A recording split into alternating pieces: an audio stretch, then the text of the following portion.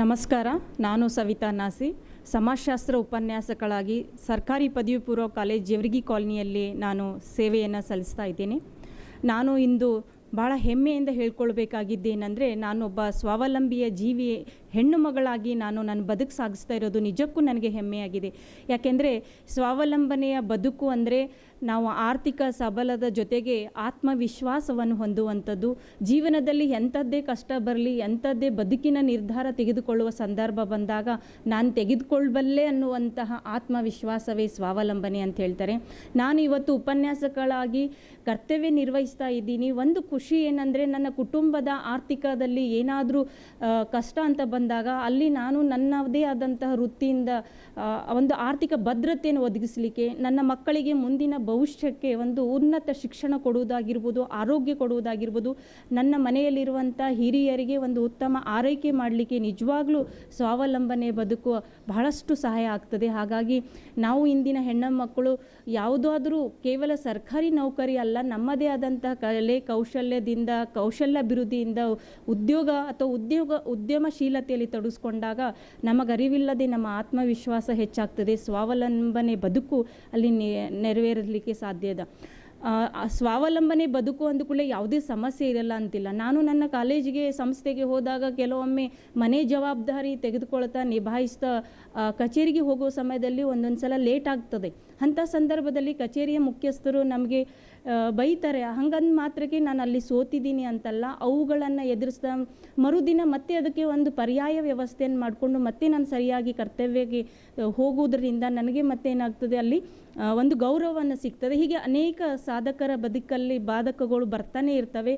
ಅದನ್ನು ಸವಾಲಾಗಿ ತಗೊಳ್ಳದೆ ಅದನ್ನು ನಾವು ನಮ್ಮ ಒಂದು ಚಾಲೆಂಜ್ ಆಗಿ ತೆಗೆದುಕೊಂಡಾಗ ಹೆಣ್ಣು ಮಕ್ಕಳು ಮತ್ತಷ್ಟು ತಮ್ಮ ಒಂದು ಬದುಕಿನ ಒಂದು ಉತ್ತಮ ಜೀವನ ಕಂಡ ಕನಸು ನನಸಾಗಬೇಕಾದ್ರೆ ನಾವು ಸವಾಲುಗಳನ್ನು ಎದುರಿಸಬೇಕು ಮತ್ತು ಸ್ವಾವಲಂಬನೆಯನ್ನು ಬದುಕಬೇಕು.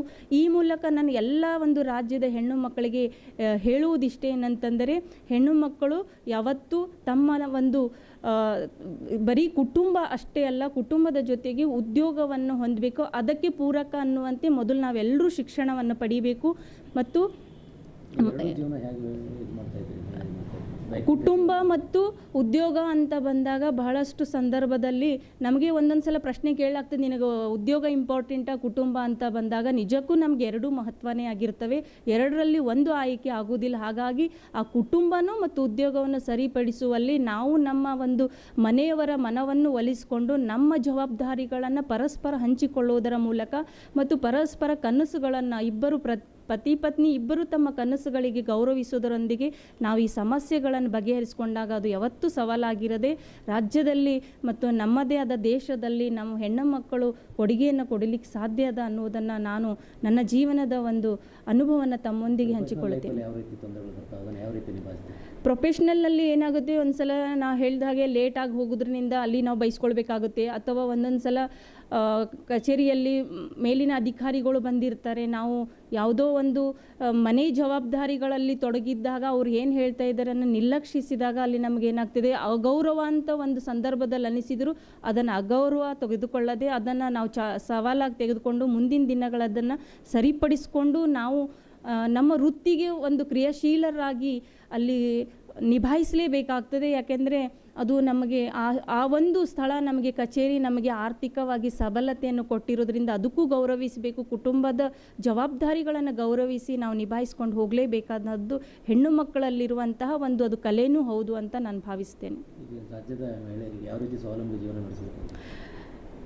ಹೆಣ್ಣು ಮಕ್ಕಳು ಸ್ವಾವಲಂಬನೆ ಬದುಕು ಅಂದರೆ ಕೇವಲ ಸರ್ಕಾರಿ ನೌಕರಿ ಆಗಿರೋದಿಲ್ಲ. ಅದು ನಾವು ನಮ್ಮದೇ ಆದಂತಹ ವೃತ್ತಿಗಳನ್ನು ಕೌಶಲ್ಯಗಳನ್ನು ಅಳವಡಿಸಿಕೊಂಡು ನಾವು ಸ್ವಾವಲಂಬಿ ಬದುಕನ್ನು ನಿಭಾಯಿಸಿಕೊಂಡು ನಾವು ಇನ್ನಿತರ ಮಹಿಳೆಯರಿಗೆ ಮಾದರಿಯಾಗೋಣ ಅಂತ ನಾನು ಹೇಳಲಿಕ್ಕೆ ಇಷ್ಟಪಡ್ತೀನಿ.